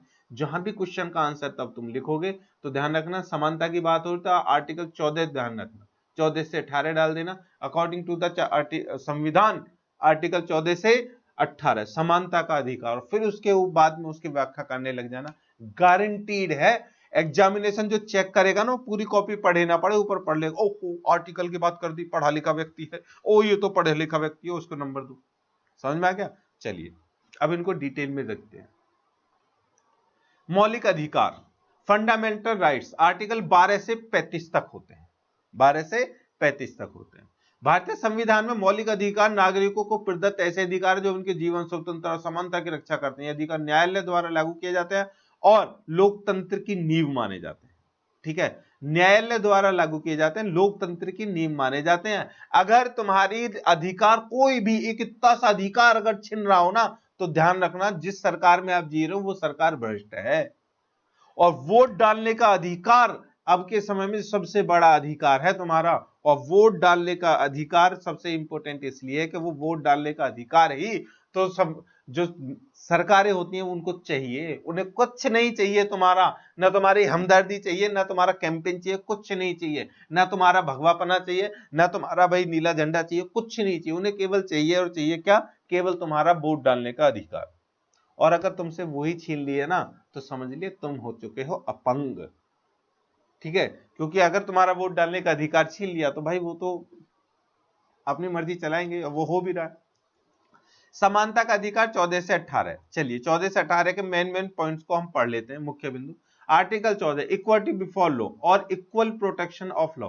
समाज में जितने भी लोग हैं सभी को कानून का पूरा अधिकार है, कानूनी सहायता लेने का अधिकार है, और कानून से सभी को न्याय देने का समान अधिकार है। चाहे कोई तुम्हारे सामने, भाई तुम एक अकेले हो और तुम्हारे सामने अपोजिट में कोई केस लड़ रहा है, पीएम हो, दोनों को इक्वल न्याय मिलेगा, जिसकी गलती है उसको सजा मिलेगी। आर्टिकल 15, धर्म, जाति, लिंग, जन्म स्थान आदि के आधार पर भेदभाव निषेध। यूपी की कहानी है एटा की। ठीक है, यादव भाई थे, ठीक है, उनके साथ में बहुत गलत हुआ। क्या हुआ भाई? वो कथा पढ़, यार जो भी व्यक्ति गीता को पढ़ रहा है या फिर महाभारत पढ़ रहा है या वेदों को पढ़ रहा है, जो भी पढ़ रहे हैं वो पढ़ लिख तो लिए ना, तो उसकी एक वो ठीक है, वो पढ़ लिया, उन्होंने सीख लिया, वो कथा कर रहे हैं। ब्राह्मण जो नीच किस्म के थे ना, मैं उनको नीच ही कहूंगा, मैं सभी के लिए नहीं कह रहा हूं भाई, बहुत अच्छे अच्छे लोग हैं, बहुत अच्छे भी हैं, मैं भी उनमें से एक हूं, लेकिन जो नीच किस्म के जो ब्राह्मण हैं, उन्होंने भाई, एक युवती थी और आप समझ नहीं पाएंगे, उस ब्राह्मणी युवती का जो पेशाब है, ठीक है, वो उनको पिलवाया है शुद्ध करने के लिए। किस किस किस तरह की नीचता है, किस तरह की ये बर्बरता है। तो कैसे कैसे आएगी समानता? तो यही तो है आर्टिकल 15, इसी के अकॉर्डिंग उस पर केस होना चाहिए, और होगा भी अगर वो करवाएगा तो। चलिए आगे आर्टिकल 16, सार्वजनिक रोजगार में सम्मान। सार्वजनिक रोजगार पहले क्या था? पहले क्या था भाई? एक जाति रख दी, मतलब कि जो जिसका काम था ना उनको जाति बना दिया गया। ठीक है, कोई बाल काट रहा है उसको नाई बना दिया गया। ठीक है, कोई कूड़ा करकट उठा रहा है, ठीक है, उनको कूड़ा करकट। कोई लोहे का काम कर रहा है उसको लोहार बना दिया। कोई लकड़ी का काम कर रहा है उसको बढ़ई बना दिया। ठीक है, कोई खाना पकाने का काम कर रहा है उसको हलवाई बना दिया। तो ठीक है ना, उसमें कोई प्रॉब्लम नहीं, उनको उनकी जाति बना दी। लेकिन अब ये तुम कैसे कहोगे, ये जितने भी ब्राह्मण है ये कैसे कहेंगे, जितने भी ब्राह्मण सभी अपने अपने ब्राह्मणों की शादी में सभी उनसे जो ये देश उसमें करते हैं, जाति प्रथा और जाति भेदभाव करते हैं, वो ब्राह्मण ही अपने घर में जो ब्राह्मण ही नाई रखो, ब्राह्मण ही हलवाई रखो, ब्राह्मण ही जो साफ सफाई करने वाला रखो, सब कुछ ब्राह्मण ही रखो ना, हम तो तब मानेंगे हाँ भाई तुम अपने जो ब्राह्मण वो जाति है उसको तुम इतना महान मानते हो। नहीं, ये ऊपर बैठे रहेंगे, बाकी सबसे काम करवाएंगे, खुद नहीं करेंगे। भाई गटर खुद साफ करो ना अपने, उसके लिए तुमने उनको बुला लेते हो। ठीक है, लोगों को जो बेचारे शोषित है उनको शोषण कर करके उनको बुला लेते हो, तो ये कहां से अधिकार हुआ? तो इस तरह से सार्वजनिक रोजगार मिले, उसके बाद इन्होंने पाबंदी लगा दी कि नहीं भाई जो लोहार है वो लोहार का ही काम करेगा, कुछ और नहीं करेगा। मतलब कि जिसका जो काम जाति के आधार पर बांट दिया वो उसी को करेगा। उसके बाद आया संविधान, संविधान ने सबको जिसका जो मन करे वो करो। ठीक है, चलिए बहुत अच्छी बात है। आर्टिकल 17, अनटचेबिलिटी का उन्मूलन। सच सच बताना अपने अपने आसपास देख करके, क्या ऐसा होता है? और वो भी बहादुर लोग जो ये करते हैं ना, और ये मुझे पता है होता है भाई, भारत देश में होता, भारत देश में ना बाहर देशों में भी होता है भाई, ये तो अनटचेबिलिटी मत करो। ठीक है, सभी लोग इस दुनिया में जो आए हैं वो भगवान के द्वारा बनाए गए हैं, और उनके साथ में भेदभाव, उन्होंने भेदभाव नहीं किया तो तुम क्यों भेदभाव कर रहे हो? ये जातियां जो बनाई है ना उन दुष्ट लोगों ने ही बनाई है, मैं सीधा बोल रहा हूं। ठीक है, जातियां जो बनाई है दुष्ट लोगों ने अपने फायदे के लिए बनाई है, लेकिन इसमें पिस सब रहे हैं, तो इनको खत्म करो। आगे आर्टिकल 18, टाइटल्स, उपाधियों का उन्मूलन। भाई आर्टिकल 18 है, उपाधियों का उन्मूलन। राम मंदिर, जय हो राम जी की। राम मंदिर में जिस दिन कोई SC ST और OBC का व्यक्ति जाकर के राम मंदिर में कोई पुजारी बन जाएगा, उस समय ध्यान रख लेना कि 18 का जो आर्टिकल है ना, उपाधियां वो पूरी उनको मिल रही है, वरना ये सब ठीक है कोई इनका फॉलो नहीं कर रहा। एग्जाम्पल, यदि किसी व्यक्ति को उसकी जातीय आधार पर नौकरी से वंचित किया जाएगा तो आर्टिकल 16 का उल्लंघन होगा। अरे होता है भाई, डॉक्टर BR अम्बेडकर जी के साहब के साथ में तो ये सब हुआ था। ठीक है, वो इतने बड़े पद पर होकर के भी उनको पानी नहीं पिलाया जाता था, पानी नहीं दिया जाता। अरे ये हमारे साथ में बैठेगा, हमारे केबिन में आकर के। बहुत बहुत बहुत बुरी कहानी थी भाई, और ये अपने देश की कहानी बता रहा हूं मैं। चलिए आ गया स्वतंत्रता का अधिकार। आर्टिकल 19, 6 स्वतंत्रताएं हैं हमारी, आजादी हमारी 6 है। कौन सी? स्पीच एंड एक्सप्रेशन, विचार और अभिव्यक्ति की स्वतंत्रता, शांतिपूर्ण सभा की स्वतंत्रता, संघ बनाने की स्वतंत्रता, देश में कहीं भी घूमने की स्वतंत्रता, कहीं भी रहने की स्वतंत्रता, किसी भी पेशे को अपनाने की स्वतंत्रता। वेरी वेरी इंपोर्टेंट, सारी को देख लेना भाई। ठीक है, चलिए आर्टिकल 20, अपराधों के संबंध में संरक्षण, एक्स पोक्स facto law, double jeopardy, self incrimination. ये मैंने ऊपर भी आपको बता दिया, मैं दोबारा नहीं बताऊंगा, लेकिन ये इसमें आते हैं इसलिए मैंने आपको यहां बता दिया। चलिए अब है आर्टिकल 21, जीवन और व्यक्तिगत स्वतंत्रता का अधिकार। कहने का मतलब व्यक्तिगत जीवन और स्वतंत्रता का अधिकार, इसमें यही आता है, राइट टू प्राइवेसी भी आ जाती है। कोई अगर तुम्हारे घर में जबरदस्ती घुसकर तुम्हें मार रहा है ना, तो उसे सबक सिखा दो, ये तुम्हारा अधिकार है। आर्टिकल 22, गिरफ्तारी और निरोध के संबंध में संरक्षण, गिरफ्तारी और विरोध के संबंध में संरक्षण। कोई तुम्हें जबरदस्ती गिरफ्तार कर रहा है, कोई तुम्हारा विरोध कर रहा है, तो उसमें संरक्षण कानून से पा सकते हो। एग्जाम्पल, यदि किसी व्यक्ति को बिना उचित कारण के जेल में रखा जाए तो यह आर्टिकल 21 और 22 का उल्लंघन है। तो कोई भी भाई, पुलिस आ रही है ना तुम्हें पकड़ने के लिए, सीधा सीधा बोलो, सबसे पहले तो वारंट दिखाओ। वारंट नहीं है, नहीं पकड़ सकते। पकड़ रहे हैं, वीडियो बनवाओ, सबसे बड़ा हथियार यही है। वीडियो बनवाओ, तुम्हें दबोच लिया औरों से वीडियो बनवाओ और जाकर के सुप्रीम कोर्ट पहुंच जाओ। देखो जी, जबरदस्ती पकड़ कर लेकर गए हैं, ना इनके पास कोई वारंट है ना कुछ, वाट लग जाए समझो खत्म पूरा जो वो है ना पुलिस थाना, टाटा बाय बाय, सस्पेंड कर दिया जाएगा। अब है शोषण के विरुद्ध अधिकार, राइट अगेंस्ट एक्सप्लॉइटेशन, आर्टिकल 23 से 24, वेरी वेरी इंपॉर्टेंट। आर्टिकल 23 मानव तस्करी, जबरन श्रम और बेगार का निषेध। आर्टिकल 24 14 वर्ष से कम आयु के बच्चों को हैजर्डस इंडस्ट्रीज में काम करने से रोकता है। ठीक है, ये तो आपको पता हो। मानव तस्करी, अरे भाई इतना डेटा वो आता है, भारत में इतने लोग गायब हुए हैं ना। लॉकडाउन में तो लॉकडाउन का चलो बहाना बना दिया उन्होंने, लॉकडाउन के बाद भी यूपी पे से निकाल के देखो कितनी लड़कियां महिलाएं गायब हुई हैं, कहां गई हैं, सब विदेश गई। कोई नहीं रोक सकता उनको, क्योंकि जो रोकने वाले लोग हैं वो तो भाई उनसे चंदा खा रहे हैं। एग्जाम्पल, यदि किसी फैक्ट्री में 12 साल के बच्चे से काम करवाया जाता है तो आर्टिकल 24 का उल्लंघन है, ध्यान रखना। कहीं भी अगर आप देखो किसी बच्चे के साथ में नाइंसाफी हो रही है, किसी शॉप पर, किसी दुकान पर, कहीं भी अगर कोई बच्चा है, ठीक है, और उसके अधिकारों को छीना जा रहा है तो आप उसकी एफआईआर कर सकते हैं। ठीक है, चलिए मुख्य बिंदु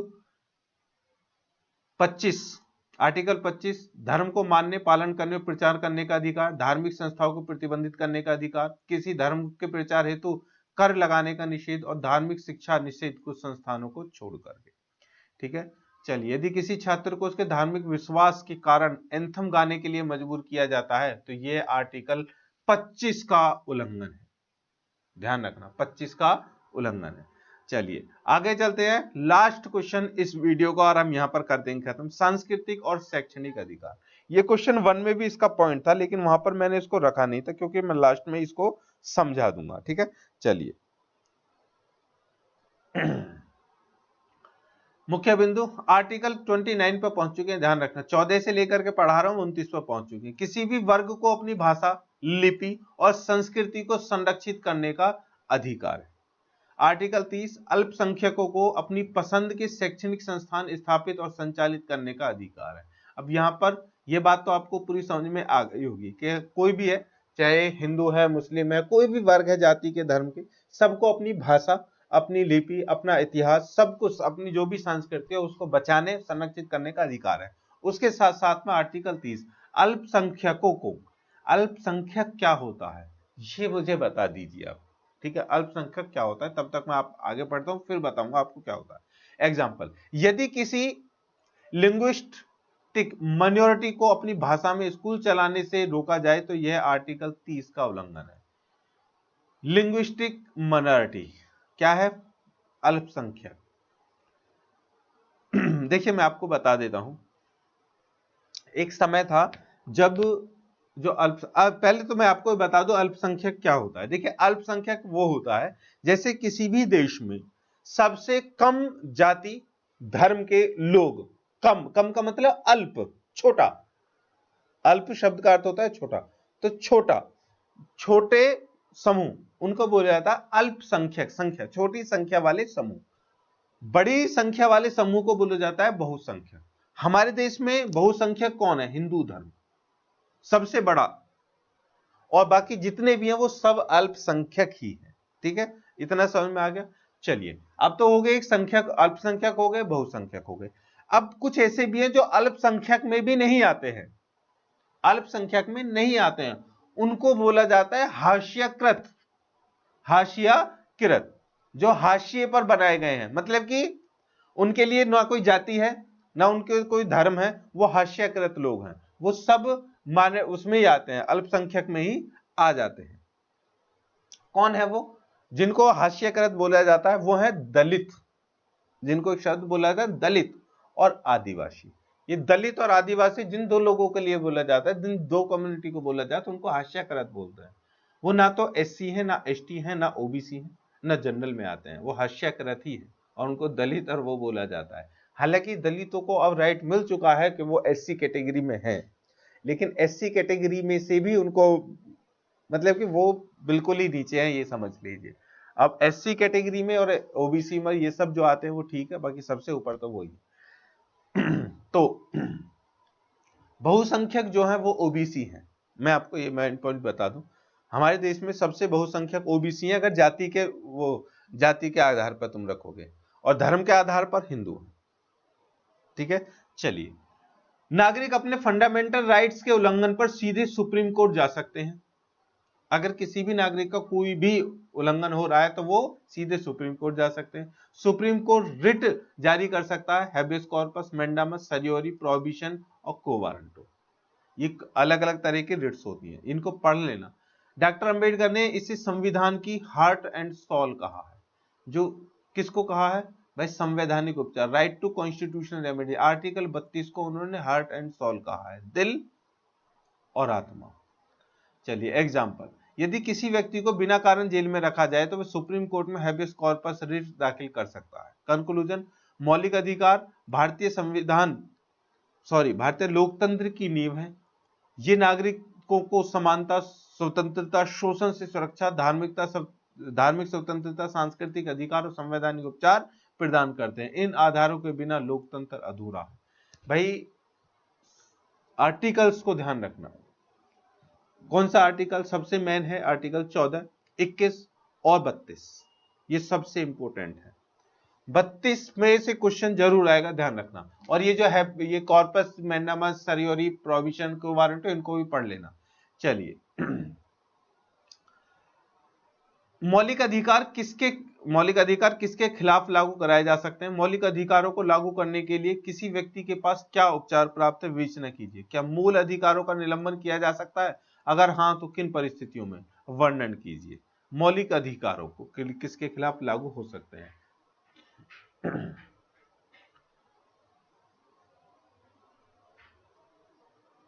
मुझे लग रहा है कि मैंने एक पॉइंट को मिस कर दिया दोस्तों। ठीक है, अभी मुझे याद आया, एक पॉइंट को मैंने मिस कर दिया है, तो मैं भी इससे ऊपर वाले क्वेश्चन पे चलूंगा 2 मिनट के लिए।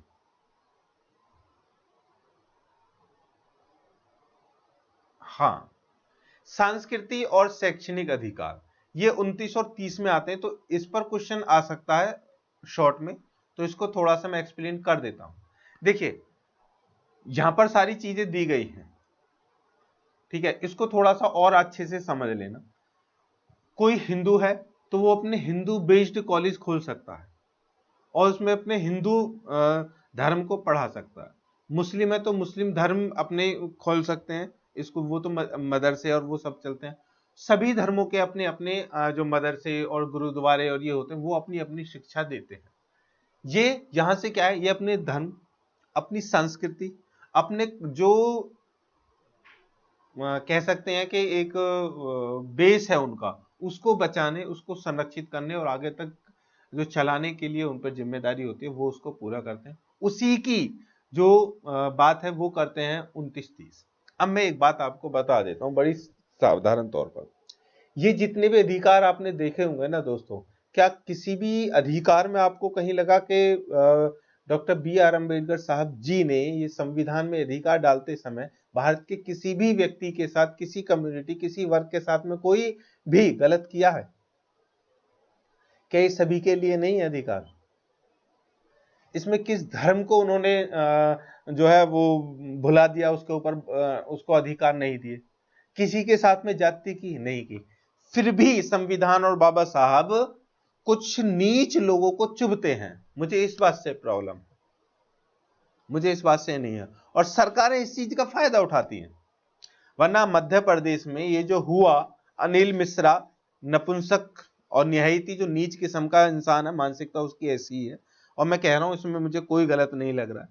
ठीक है, तो ऐसे व्यक्ति के खिलाफ या ऐसे व्यक्ति के साथ और लोग भी आ रहे हैं भाई, वो तो है ये, वो और भी आ रहे हैं, वो भी उसकी नीचता में साथ दे रहे हैं, और जो शिक्षित और सही लोग हैं वो खड़े तमाशा देख रहे हैं। अरे यार ये है, कर रहे हैं, ये कर। भाई सभी को आवाज उठानी चाहिए अगर तुम पढ़े लिखे हो, नहीं तो ये सांस्कृतिक और शैक्षणिक अधिकार जो है ना, ये नहीं बचेंगे। ठीक है, अगर कोई अपने धर्म को पढ़ा रहा है, कोई अपने धर्म को बढ़ा रहा है, उसमें गलत नहीं है, कोई उसको रोक रहा है तो वो गलत है। अगर हमारे भारत में क्रिसमस डे पर सेंटा को तोड़ दिया जाता है, ठीक है, ध्यान रखना, तो आप समझ रहे हैं कि ये लोकतंत्र है? यहां पर संविधान की बात चल रही है? नहीं। देखिए डॉक्टर बी आर अम्बेडकर साहब जी ने एक बात कही थी कि संविधान ना बहुत सुंदर है, बहुत खूबसूरत है, बहुत अच्छा है, अगर इसको चलाने वाले लोग अच्छे रहे ना तो हमारा देश विश्व गुरु डेफिनेटली बनेगा, कोई नहीं रोक सकता।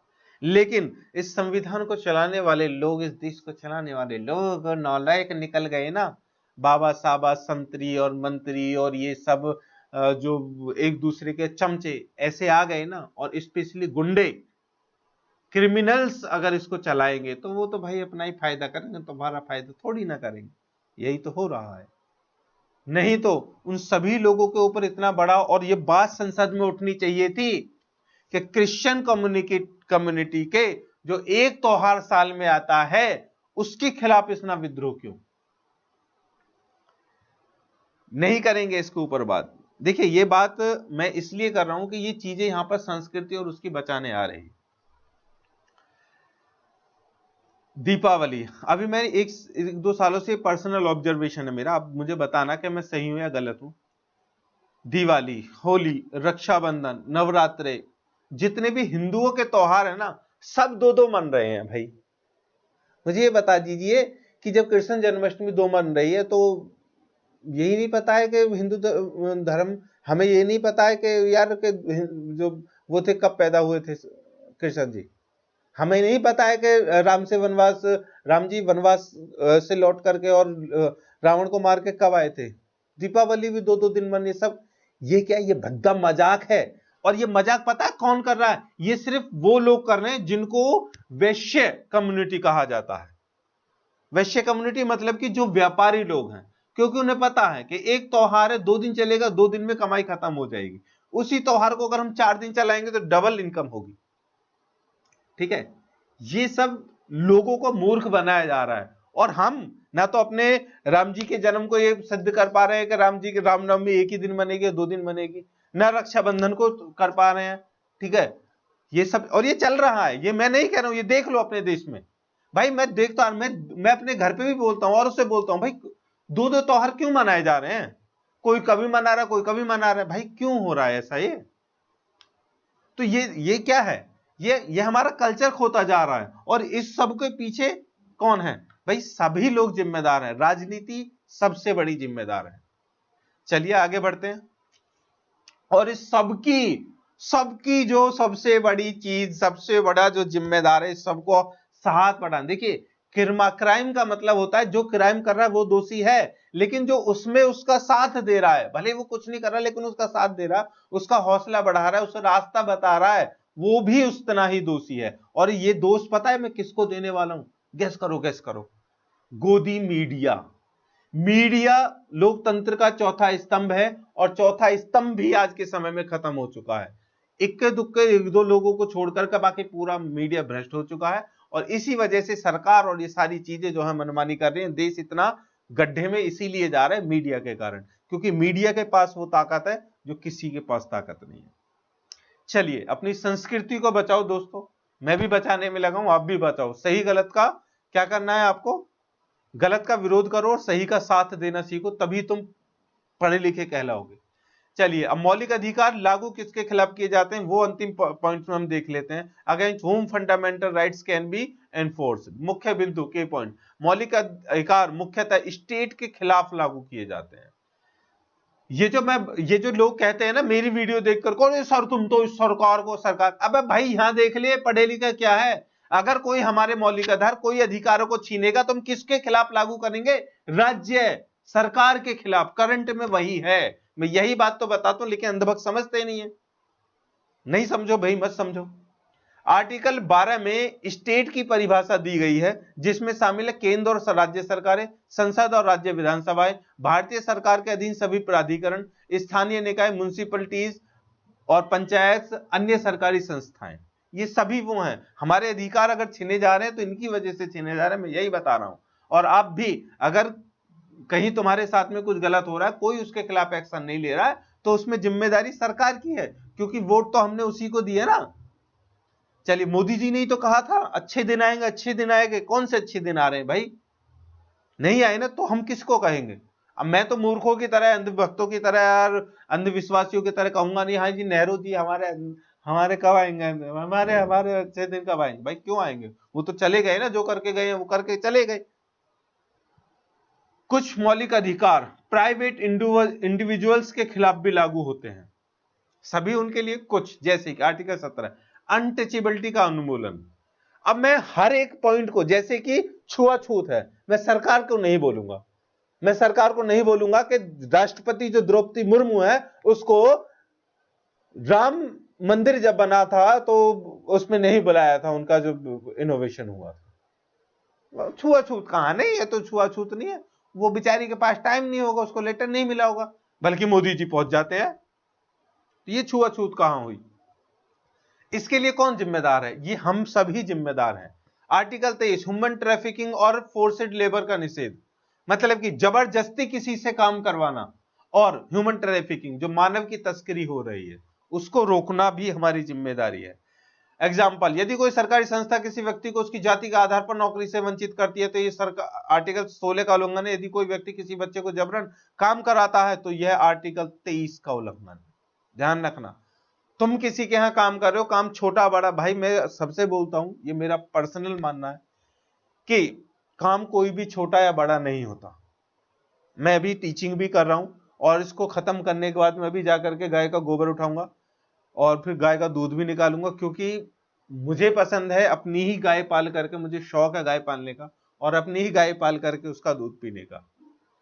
तो अब सोचो, मैं एक गोबर उठाने से लेकर के और अब पढ़ाने तक का काम कर रहा हूं, तो इस दुनिया में सबसे बड़ा जो प्रोफेशन है वो टीचिंग को माना जाता है, और मैं साफ सफाई करने वाला जो प्रोफेशन उसको सबसे सबसे नीचा माना जाता है अकॉर्डिंग टू द अंधभक्त। तो मैं सभी काम करूं, लेकिन ये रियल है कि इस दुनिया में इस समय या फिर पहले कभी भी कोई भी काम छोटा बड़ा नहीं होता। काम अगर तुम अच्छे मन से, लगन से, मेहनत से करते हो तो छोटे से छोटा काम भी तुमको महान बना सकता है। जैसे कि एक बाटा कंपनी है जूते की, आपने देखा होगा भाई, उसके जो मालिक थे ना वो कभी जूते गांठा करते थे और आज देखो कितनी बड़ी होगी। तो कोई काम छोटा बड़ा नहीं होता दोस्त, लेकिन मेन पॉइंट यहां पर यह है, कोई काम छोटा बड़ा नहीं है, लेकिन कोई किसी से अगर जबरदस्ती काम करवा रहा है तो वो गलत है। ठीक है, चलिए, ये तो अंग्रेजों ने करवाया था ना। उपचार, remedies to inform fundamental rights article 32 से 226। सुप्रीम कोर्ट आर्टिकल 32, नागरिक सीधे सुप्रीम कोर्ट जा सकते हैं। फिर से मैं बता रहा हूं, अगर तुम्हारे अधिकार छीने जाते हैं सीधा हाई कोर्ट और सुप्रीम कोर्ट जाओ। डॉक्टर अंबेडकर जी ने कहा था कि इसे संविधान की हार्ट एंड सोल का सुप्रीम कोर्ट रिट जारी कर सकता है। 5 रिट्स होती हैं, habeas corpus, mandamus, certiorari, prohibition, quo warranto. Habeas corpus, अवैध निरोध से मुक्ति, कोई भी तुम्हें कैद करके नहीं रख सकता। किसी अधिकारी को कर्तव्य निभाने का आदेश, कोई अगर अधिकारी तुम्हें किसी की को नौकरी से निकाल देता है, किसी की ड्यूटी छोड़ लेता है, किसी कुछ भी करता है तो किस हक से? ठीक है, उसके बाद ये मैंडामस है कि अधिकारी अपने जो भी सरकारी उसकी ड्यूटी है वो उसी को निभाएगा, कुछ और नहीं। सरियोरी, निचली अदालत के आदेश को निरस्त करना। अगर किसी छोटी अदालत में तुम्हारा केस चल रहा है, उसने तुम्हारे खिलाफ केस दे दिया है किसी बहकावे में आकर, किसी पक्षपात में, तो तुम सीधा वहां जाओ और प्रोहिबिशन रिट डाल दो। उसके बाद को वारंट, किसी व्यक्ति के पद पर वैध अधिकार की जांच करना। भाई कोई अगर किसी स्कूल का प्रिंसिपल है तो उससे पूछा जा सकता है, हाँ जी तुम इसके प्रिंसिपल हो, ठीक है अपने कागज दिखाओ। नहीं नहीं मैं तो नहीं हूं, मेरे चाचा प्रिंसिपल हैं, वो थोड़े से बीमार रहते हैं इसलिए उनकी जगह पर काम करने हम आ जाते हैं। गलत है, मैं बताने की कोशिश कर रहा हूं। चलिए, high court 226, article 226 high court, fundamental rights अन्य कानूनी अधिकारों के लिए याचिका दाखिल की जाती है। हाई कोर्ट की शक्ति सुप्रीम कोर्ट से व्यापक है क्योंकि यह अन्य कानूनी अधिकारों की भी रक्षा करती है। मतलब कि सुप्रीम कोर्ट के एक लिमिटेड वो है कि वो जो मेन जो अधिकार हैं उनको खत्म कर सकते हैं, अधिकार जो खत्म हो उनको चालू कर सकते हैं कोई भी, लेकिन सुप्रीम कोर्ट से ज्यादा काम हाई कोर्ट का है, उसका बहुत बड़ा काम है, वो हर तरह के मामलों को देखते हैं। उसके बाद में एग्जांपल, यदि किसी व्यक्ति को बिना कारण जेल में रखा जाए तो सुप्रीम कोर्ट में हैबियस कॉर्पस याचिका दाखिल कर सकता है। सस्पेंशन ऑफ फंडामेंटल राइट्स, अभी हमने आपको ये सारी चीजें बता दी, आर्टिकल क्या है, क्या महत्वपूर्ण है, क्यों सब ये। जैसे ही भारत में कोई भी नागरिक जन्म लेता है उन सभी को जो अधिकार है वो मिल जाते हैं, लेकिन क्या इन अधिकारों को छीना जा सकता है? भाई अगर कोई और छीनेगा तो गुनाह होगा, लेकिन छीना भी जा सकता है। कब? निलंबन कैसे होगा? सस्पेंशन, सामान्य स्थिति, नॉर्मल सर्कमस्टेंसेस। मौलिक अधिकार सामान्य परिस्थिति में निलंबित कभी नहीं किए जा सकते, कोई नहीं निलंबित कर सकता, लेकिन विशेष परिस्थितियों में हो सकते हैं। कैसे? आपातकालीन स्थिति, इमरजेंसी सर्कमस्टेंस, आर्टिकल 352। राष्ट्रीय आपातकाल, नेशनल इमरजेंसी के दौरान मौलिक अधिकारों का निलंबन संभव है। आर्टिकल 358, इमरजेंसी के दौरान आर्टिकल 19 स्वतः निलंबित हो जाता है। आर्टिकल 359, प्रेसिडेंट अन्य मौलिक अधिकारों के परिवर्तन को निलंबित कर सकता है, लेकिन आर्टिकल 20 और 21 निलंबित नहीं किए जा सकते। मतलब कि आर्टिकल 20 और 21 ऐसे हैं जिनको निलंबित नहीं किया जा सकता, एक कंडीशन को छोड़ के। कौन सी कंडीशन, वो आगे मैं बताऊंगा। आपातकालीन स्थिति का आपको पता है इमरजेंसी कब है? जब जैसे कि हमारी सरकार है, योगी सरकार की अगर सरकार फेल हो जाती है तो यहां पर शासन चल जाएगा राष्ट्रपति जी का, फिर आदेश चलेगा राष्ट्रपति का, उसी को बोलते हैं इमरजेंसी।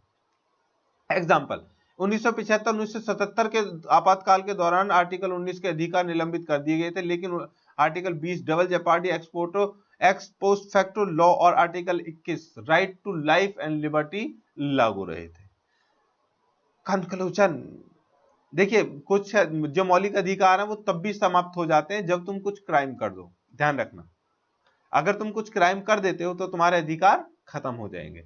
निष्कर्ष, मौलिक अधिकार, क्राइम कर दोगे और उसके बाद में अदालत ये कह देगी हाँ जी तुम्हारे जो तुमने क्राइम किया है, अदालत मान लेगी, तुम पर दोष सिद्धि हो जाएगी, तब तुम्हारे अधिकार छीनेंगे, उससे पहले नहीं छीनेंगे। ध्यान रखना, मौलिक अधिकार मुख्यतः स्टेट के खिलाफ लागू होते हैं, लेकिन कुछ अधिकार प्राइवेट इंडिविजुअल्स पर भी लागू होते हैं। नागरिकों के पास सुप्रीम कोर्ट आर्टिकल 32 और हाई कोर्ट आर्टिकल 226 में कॉन्स्टिट्यूशनल रेमेडीज उपलब्ध हैं। मौलिक अधिकार केवल नेशनल इमरजेंसी की स्थिति में निलंबित किए जा सकते हैं, वह भी सीमित रूप से। इस प्रकार फंडामेंटल राइट्स भारतीय लोकतंत्र की नींव है और नागरिकों की स्वतंत्रता व गरिमा की रक्षा करते हैं। तो दोस्तों ये था हमारा जो पेपर है जो आने वाला है। और मैं एक बार फिर से, मैं जब भी संविधान को पढ़ता हूं मुझे गर्व महसूस होता है, फक्र महसूस होता है, और हमेशा दिल से, मन से, तन से अभिवादन करता हूं डॉक्टर BR अम्बेडकर साहब जी का। उन्होंने इतना अच्छा हमें तोहफा दिया, इसी की बदौलत है कि मैं यहाँ पर सब कुछ बोल पा रहा हूं। मैं सरकार की जो कमियां हैं उनको भी आपको गिनवा रहा हूं। प्रशासन, शासन, कोई भी स्ट्रक्चर हो, सबके खिलाफ मैं बोल पा रहा हूं, आपको समझा पा रहा हूं। ये सिर्फ और सिर्फ जो है वो संविधान की ही बदौलत है। और आप सभी के पास जो भी अधिकार हैं वो संविधान से ही आपको मिले हैं। उससे पहले जो अधिकार थे वो होते थे, लेकिन उसकी कोई गारंटी नहीं होती थी वो कब छिन जाए कब नहीं। तो सभी को मैं रिकमेंड करूंगा दोस्तों कि संविधान जरूर पढ़ना। अगर तुम लॉ कर रहे हो और लॉ स्ट्रीम में हो, और संविधान से ज्ञान लेकर के सबको बताना। कोई भी व्यक्ति संविधान नहीं पढ़ेगा इस तरह से, केवल जो हम पेपर पढ़ा रहे हैं यहाँ पर नहीं, पूरा संविधान जो है उसको पढ़ना, तो तुम एक अच्छे नेक इंसान बनोगे। नहीं तो भाई अनिल मिश्रा जैसी बुद्धि बन जाएगी लोगों की अगर संविधान को नहीं पढ़ोगे तो। इसलिए रिक्वेस्ट है, संविधान को पढ़ लेना जब भी समय मिले। अब मैंने ये नहीं करूं अभी पेपर खत्म हो जाए तब, जब भी समय मिले। तो चलिए, ये सभी जो क्वेश्चंस है वो हमने एक्सप्लेन कर दिए हैं। इंपॉर्टेंट ये है कि अगर आपको इनके नोट्स चाहिए दोस्तों, हिंदी और इंग्लिश में आपको मिल जाएंगे, लेकिन उसके लिए थोड़ी सी फीस लगती है। आपको नोट्स चाहिए तो आपको मैसेज करना पड़ेगा 8218006323 पर, आपको नोट्स प्रोवाइड करवा दिए जाएंगे। तो धन्यवाद, बहुत बहुत प्यार मिला आपका। कुछ उल्टा सीधा कह दिया हो तो माफी चाहते हैं। बाकी मिलेंगे नेक्स्ट वीडियो में जल्दी, तब तक के लिए जय हिंद, भारत माता की जय और जय संविधान।